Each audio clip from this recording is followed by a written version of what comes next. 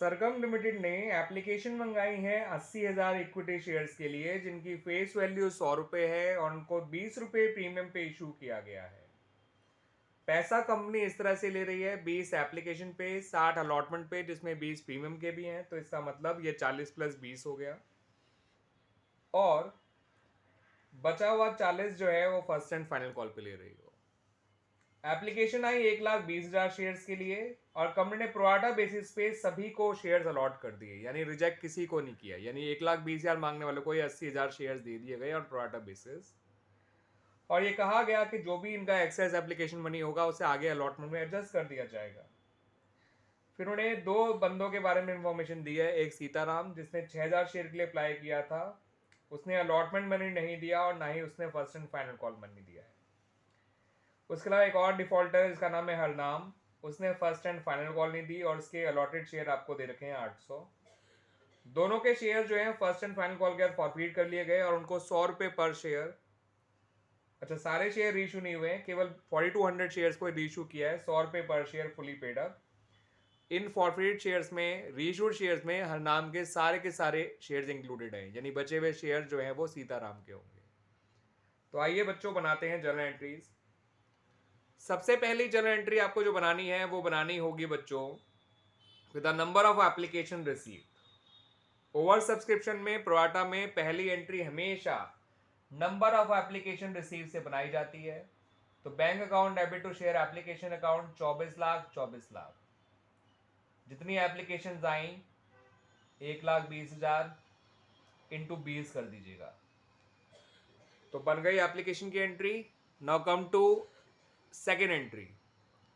जब ये पैसा कैपिटल में ट्रांसफर किया जाएगा तो 80,000 इंटू 20 तो चला जाएगा शेयर कैपिटल में, यानी कि 16 लाख। यहाँ 24 लाख ही लिखिएगा। कैपिटल में उतने ही शेयर का पैसा जाता है जितने कंपनी ने इशू किए थे, और वो है 16 लाख। 80,000 इंटू 20, और अलॉटमेंट में क्या होगा, इनका जो एक्स्ट्रा एप्लीकेशन आई हुई है वो 40,000 इंटू 20 8 लाख। लौटाने का तो कोई मतलब ही नहीं है, ठीक है। तो ये पैसा अलॉटमेंट में एडजस्ट हो गया। क्लियर है बच्चों। अब आ जाते हैं इनकी फर्स्ट कॉल पे, सॉरी अलॉटमेंट ड्यू कराने पर। तो अलॉटमेंट जब ड्यू कराई जाएगी तो वो 80,000 शेयर ही कराई जाएगी। वो 60 रुपये की है, तो 80,000 इंटू 60 होता है 48 लाख।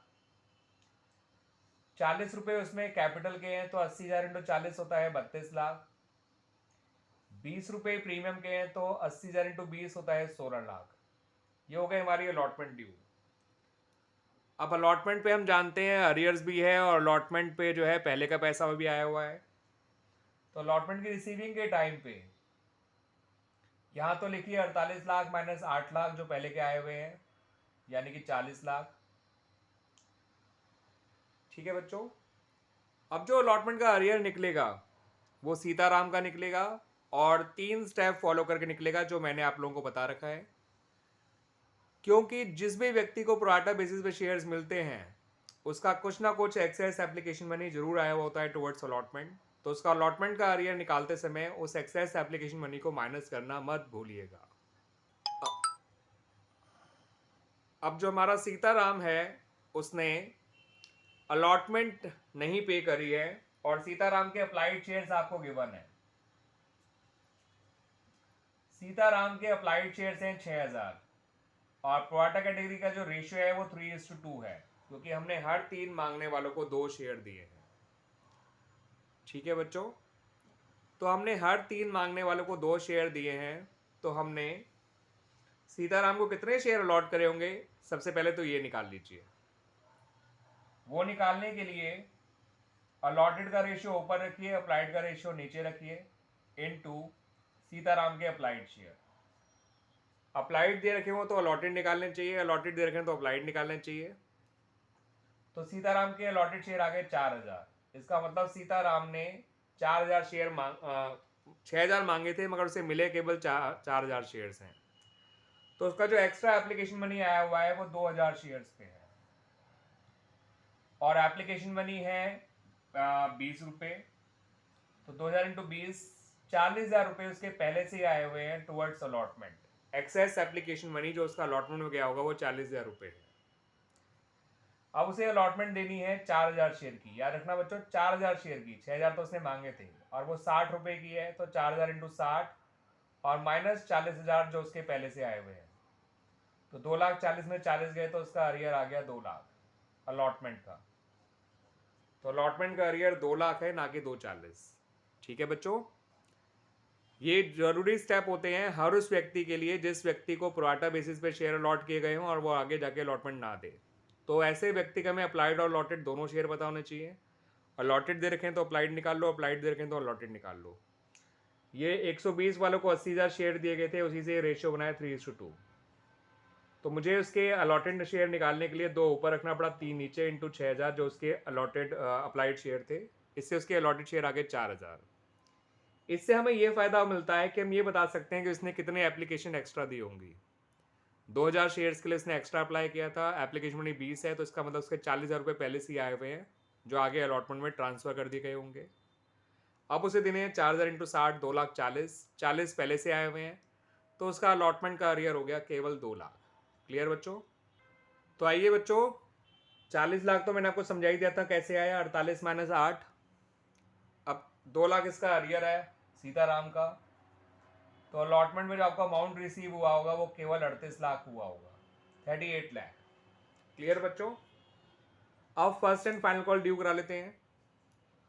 टोटल शेयर है हमारे पास 80,000, फर्स्ट एंड फाइनल कॉल है 40 रुपए की, तो 80,000 इंटू 40 होता है 32 लाख। 32 लाख रुपए से हमने first and final call due करा दी। अब फर्स्ट एंड फाइनल कॉल पे के टाइम पे ना अलॉटमेंट, ना हमारा सीताराम ने पैसे दिए, ना ही हमारे उसने पैसे दिए, व्हाट डू कॉल, हरनाम ने, जिसके पास 800 शेयर हैं। तो फर्स्ट एंड फाइनल कॉल पे जो अरियर आएगा वो सीताराम और हरनाम दोनों का आएगा, और वो बहुत सिंपल तरीके से निकल जाएगा अरियर, क्योंकि एक्सेस एप्लीकेशन मनी अलॉटमेंट तक ही गया होता है, कॉल तक तो गया नहीं है। तो कॉल का अरियर नॉर्मल तरीके से जैसे निकालते हैं वैसे ही निकालेंगे। ये देख लीजिए बच्चों, कॉल की रिसीविंग की एंट्री यहाँ तो लिखिए 32 लाख। अब अरियर सीताराम का तो सिंपल, उस पर 4,000 शेयर है और इंटू 40 कर दीजिए, 1,60,000 तो अरियर आ जाएगा सीताराम का। क्लियर है बच्चों? ये देख लीजिए, मैंने ऐसे बता दिया, ये तो आप समझ ही सकते हैं। 4,000 इंटू 40, 1,60,000, और हरनाम का आ जाएगा 800 इंटू 40 यानी 32,000 रुपये। तो 1,60,000 अरियर है सीताराम का, 4,000 इंटू 40, 800 इंटू 40, 32,000 रुपये अरियर है हरनाम का। तो 1,92,000 अरियर आ गया, और बैंक में आ जाएगा 30,08,000, जो फाइनली हमें पैसा मिलेगा on first and final call. उसके बाद शेयर फॉरफीट कर लीजिए इन लोगों के, और जो शेयर फॉरफीट किए जाएंगे तो अलग अलग करिएगा, पहले सीताराम के शेयर फॉरफीट करते हैं, देन हरनाम के करेंगे। सीताराम पे 4,000 शेयर है, इस बात को बिल्कुल मत भूलिएगा बच्चों, और शेयर फुली कॉल्ड अप है, तो 4,000 इंटू 10, 40,000 तो शेयर कैपिटल में आ जाएगा, सॉरी 10 नहीं 100, शेयर 100 रुपये का है, तो 4 लाख तो शेयर कैपिटल में आ जाएगा। सिक्योरिटी प्रीमियम उसने दिया नहीं तो वो डेबिट होगा, क्योंकि इसने अलॉटमेंट नहीं दिया तो प्रीमियम भी नहीं दिया होगा, तो 80,000 यहाँ आ जाएगा। अब कॉल इन अरियर पहले लिखिए सीताराम का, फिर शेयर फॉरफीचर ऑटोमेटिकली निकल आएगा।